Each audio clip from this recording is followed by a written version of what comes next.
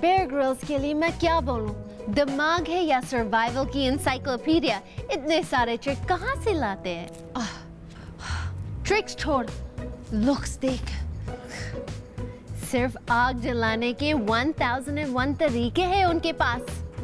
जब कपड़े उतार के पानी में डाइव करते हैं, उफ, आग लग जाती है। हर चीज में इतने परफेक्ट है, कोई ऐब ही नहीं है। What are you saying? उनके सिक्स पैक एब्स ने ही देखे क्या? ओह, so cute. कैसे भी वेदर हो, अपने लिए शेल्टर बना ही लेते हैं। वाइल्ड में छोड़, उन्होंने तो मेरे दिल में शेल्टर बना ली है। तेरी प्रॉब्लम क्या है? तेरी प्रॉब्लम क्या है? तेरी प्रॉब्लम क्या है? तू मेरी प्रॉब्लम है, मेरी प्रॉब्लम तू है। तू और मैं कितने अलग हैं? हाँ, हमेशा से। हम दोनों ना एक सिक्के के दो पहलू हैं।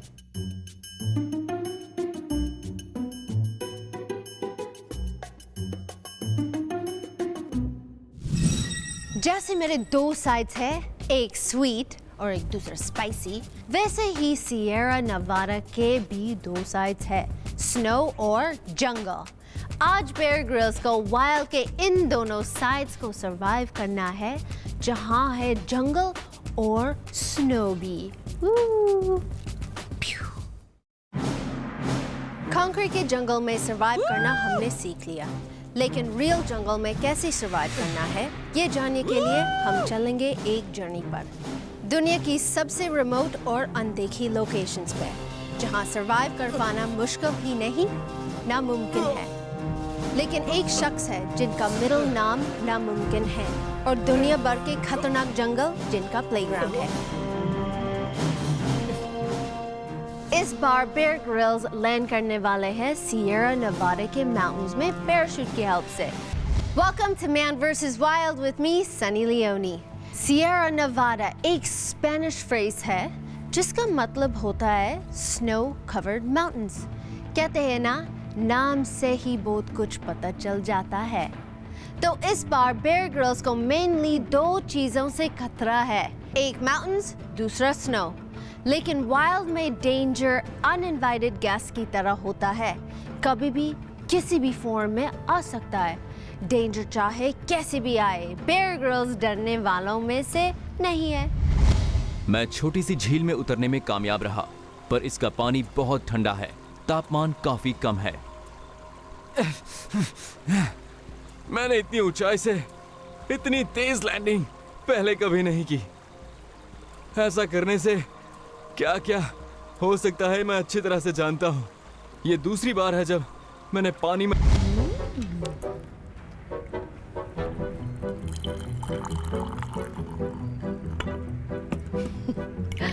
वाइट वाटर राफ्टिंग, जो एक डेंजरस एडवेंचर स्पोर्ट है, उसमें बहुत सारे प्रिकॉशंस लिए जाते हैं, जैसे life boat, life rings, proper balance, paddles. और बेयर ग्रिल्स के पास क्या है? इसमें से कुछ भी नहीं। है तो सिर्फ एक जुगाड़ से बनाई हुई राफ्ट। तो देखते हैं कि ये fast flowing river Bear Grylls और उनकी राफ्ट के साथ कैसे पेश आती है। और भी ज्यादा ठंड ना लगे, इसलिए मैंने अभी से आग जला दी है। खुद को सुरक्षित रखने के लिए मेरे पास बस ये पत्थर ही है। आज रात मुझे इसी के नीचे सोना है। और मैं आपसे झूठ नहीं बोलूंगा, पर ये अच्छा आइडिया तो नहीं है।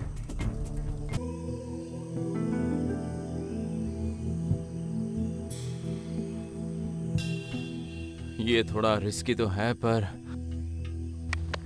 करना तो होगा। Welcome back to Man vs. Wild with me, Sunny Leone. Bear Grylls ने सिएरा नेवाडा के जंगल में एक रात तो काट ली, लेकिन खाने के बिना बेयर ग्रिल्स का आगे का रास्ता कटना मुश्किल है। मैं सिएरा के लिए इस चट्टान से नीचे उतरना होगा, और उसके लिए मुझे ताकत चाहिए जो खाने से मिलेगी।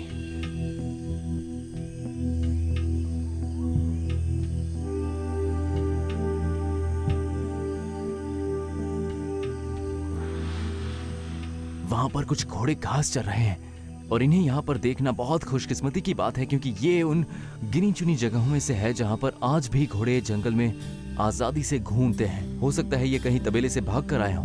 मैं ये सोच रहा हूँ कि अगर मैं उनके नजदीक जा पाऊँ और उनमें से किसी एक की सवारी कर पाऊँ तो हो सकता है कि मैं बहुत दूर तक आसानी से आगे बढ़ पाऊंगा। अगर ऐसा हुआ तो मैं बता नहीं सकता मैं कितना खुश हो जाऊंगा। वैसे ये मुश्किल काम है, पर मैं कोशिश करूंगा। नेटिव अमेरिकन इन सूखी टहनियों से अपने लिए रस्सियां बनाया करते थे। यहाँ काफी टहनियां हैं, मैं भी रस्सी बना लेता हूँ।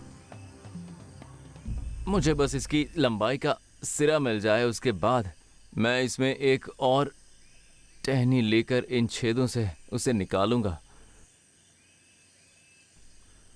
और फिर इस तरह से एक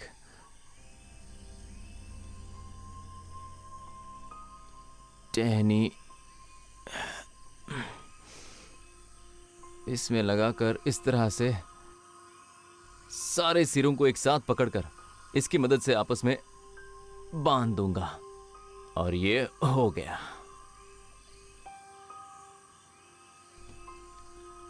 और अब वक्त है सबसे बड़ी चुनौती का।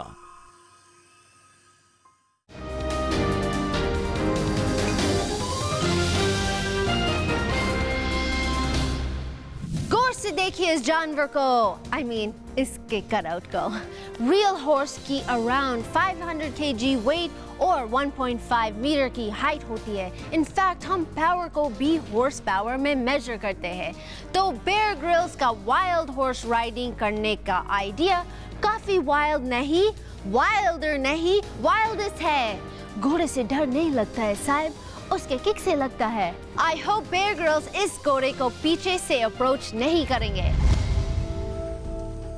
वो वहां पर है, इस तरफ वो इधर देख रहा है और मुझे समझने की कोशिश कर रहा है। मुझे बहुत आराम से धीरे धीरे उसकी तरफ आगे बढ़ना होगा, वरना वो डर कर भाग जाएगा।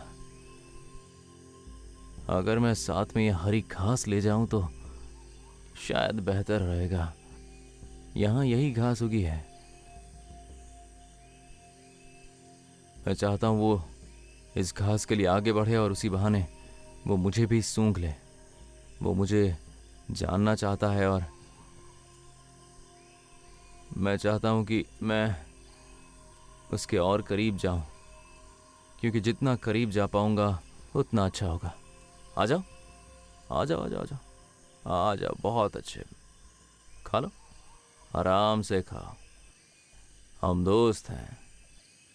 और यही वो पल है जब आप पहली बार किसी जानवर के संपर्क में आते हैं और वो आप पर भरोसा करने लगता है, यानी कि आपको उसके करीब आने देता है। ये काफी सेंसिटिव है, इसने मुझे कुछ नहीं कहा।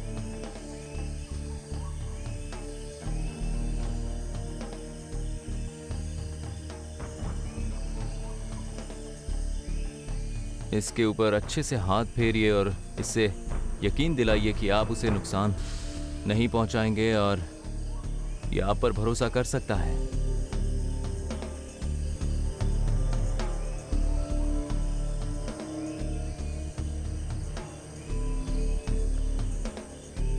कुछ नहीं हो रहा है। और ये देखिए, ये आराम से खड़ा है। कैसे हो? अब मुझ पर यकीन कर रहा है। बहुत अच्छे, ऐसे ही खड़े रहो। ये अरे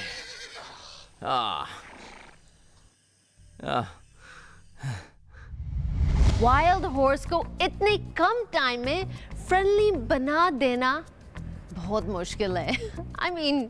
मैंने भी हॉर्स राइडिंग की है और कम से कम 1-2 डेज स्पेंड करने पड़ते हैं हॉर्स से फ्रेंडली होने में। बट बेयर ग्रिल्स की डेयरिंग को हैट्स ऑफ। तो लाइफ में 2 चीज़ों से बच के रहना चाहिए, एक फालतू की बात से और दूसरा घोड़ों की लात से। हैशटैग सनी की philosophy.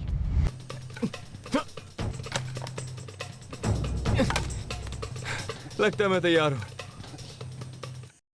Welcome back to Man vs. Wild with me, Sunny Leone. On an average, हम लोग 24 घंटे में almost 1 घंटा eating activities में spend करते हैं. Wild में आधा टाइम खाना ढूंढने में ही जाता है. तो देखते हैं Bear Grylls का और कितना टाइम खाना तलाश करने में जाएगा.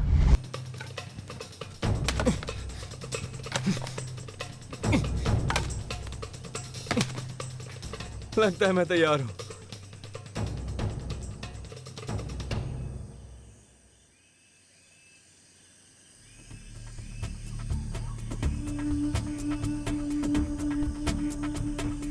पता नहीं आप देख सकते हैं कि नहीं, लेकिन वहां पर एक रैबिट है और उसने मुझे अभी देखा नहीं है. मुझे थोड़ा और करीब जाना होगा.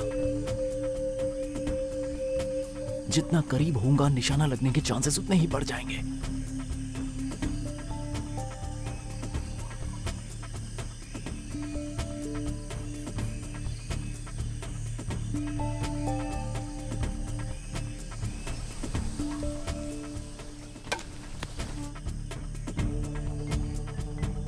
अब मैं इसे पका लेता हूं, पर उससे पहले आपको सिटी में लाइफ कितनी इजी है.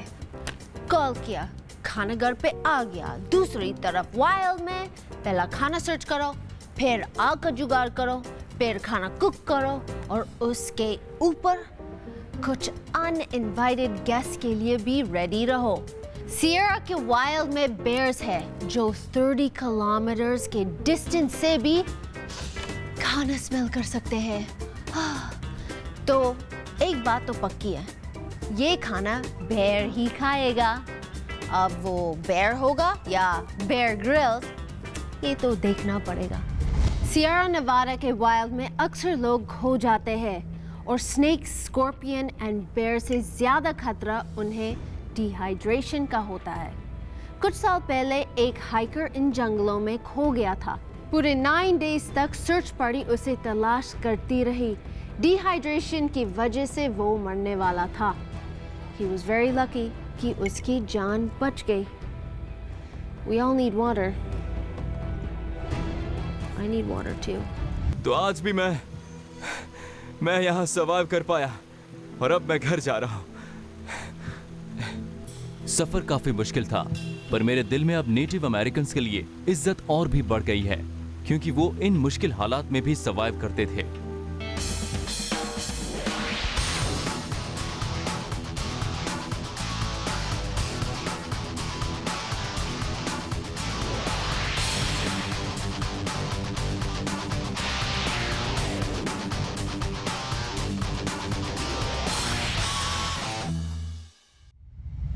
वाइल्ड में सरवाइव करना नेचर के साथ चेस खेलने जैसा है.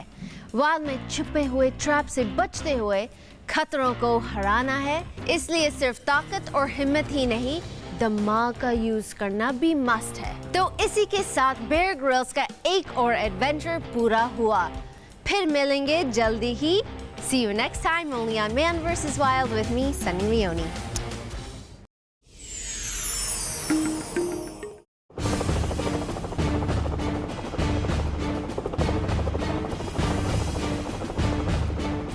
इस बार बेयर ग्रिल्स जा रहे हैं फ्रेंच एल्प, जहां हर साल 12 करोड़ से भी ज्यादा टूरिस्ट आते हैं. बहुत सारे क्लाइंबर्स, हाइकर्स और स्कीयर्स यहां खो जाते हैं, इंजर्ड हो जाते हैं या मारे जाते हैं. तो बेयर ग्रिल्स हमें दिखाएंगे फ्रेंच एल्प्स में सर्वाइव करने की ट्रिक्स.